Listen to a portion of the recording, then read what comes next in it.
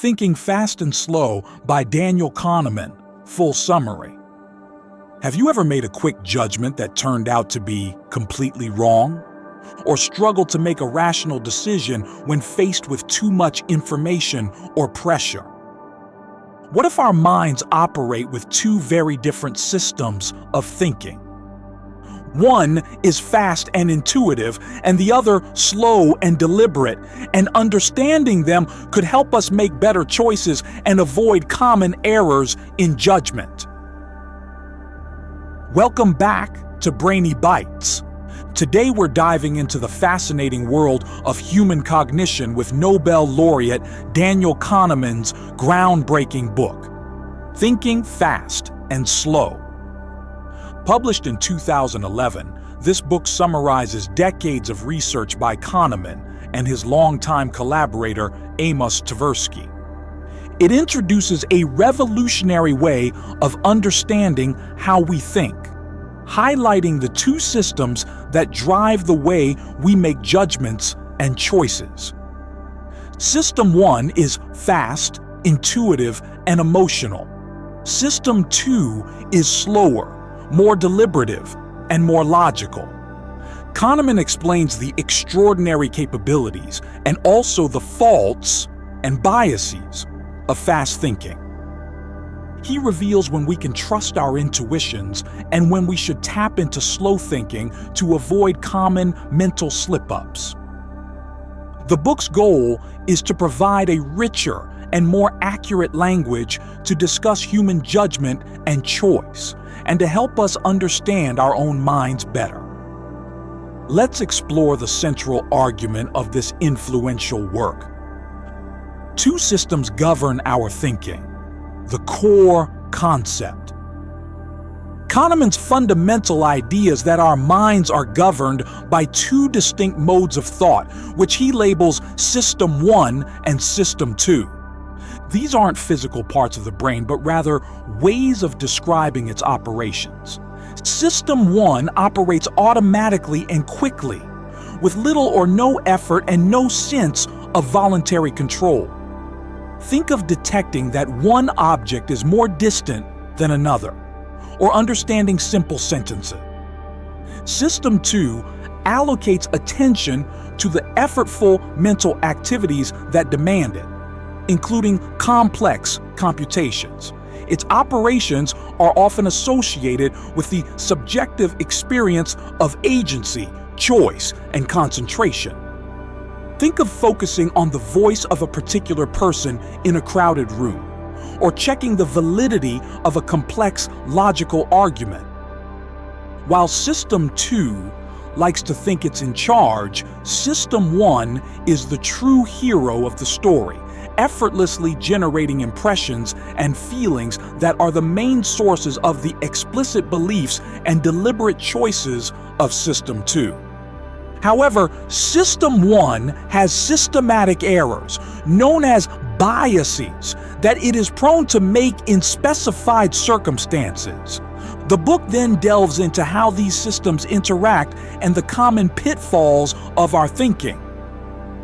Let's explore some key concepts and biases. Key concepts and biases in thinking: fast and slow.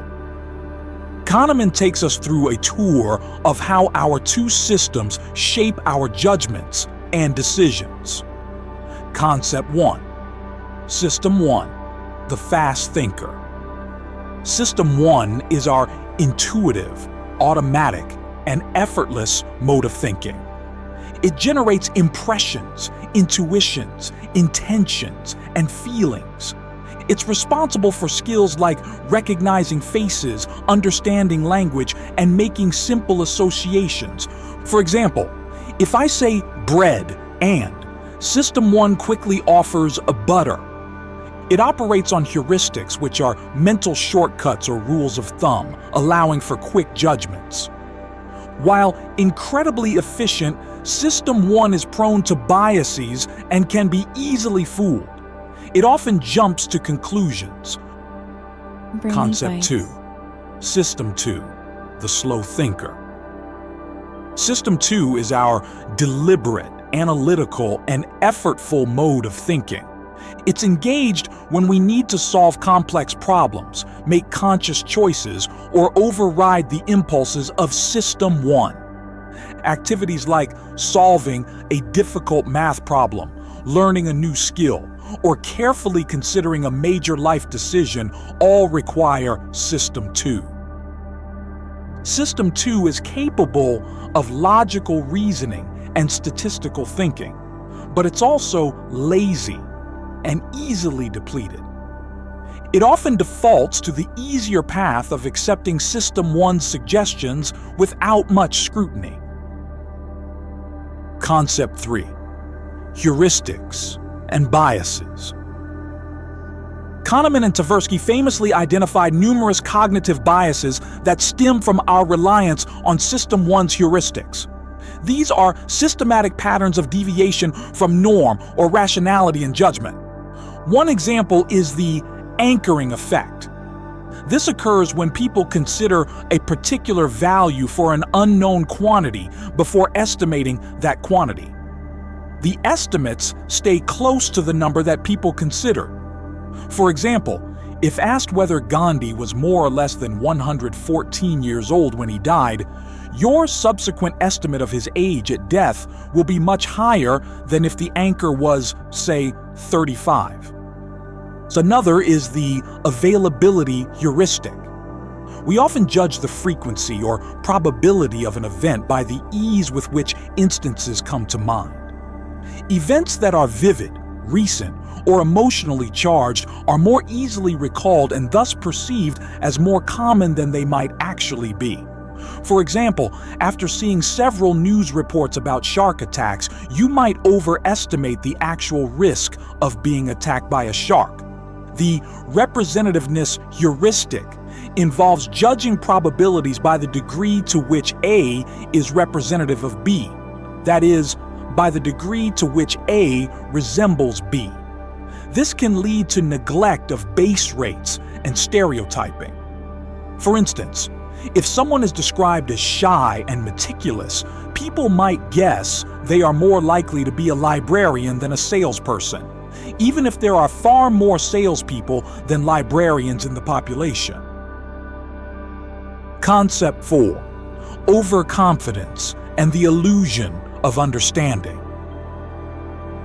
We are often far more confident in our judgments and intuitions than we should be. System 1 creates coherent stories from the information it has, even if that information is incomplete or unreliable. This leads to an illusion of validity. Kahneman discusses the narrative fallacy, which refers to our tendency to create flawed stories of the past that shape our views of the world and our expectations for the future. We like stories that are simple and coherent, even if they ignore the role of luck and complexity. Hindsight bias, or the I knew it all along effect, is another powerful illusion. Once an event has occurred, we tend to believe we would have predicted it, or that it was more predictable than it actually was. Concept 5. Choices, prospect theory, and framing. Kahneman and Tversky developed prospect theory, which describes how people choose between probabilistic alternatives that involve risk, where the probabilities of outcomes are known. It shows that people are generally loss-averse, meaning the pain of a loss is psychologically about twice as powerful as the pleasure of an equivalent gain. This explains why we might take bigger risks to avoid a loss than to achieve a gain. The way choices are framed also dramatically affects our decisions. For example, a medical procedure described as having a 90% success rate is perceived more favorably than one described as having a 10% failure rate, even though they describe the same outcome.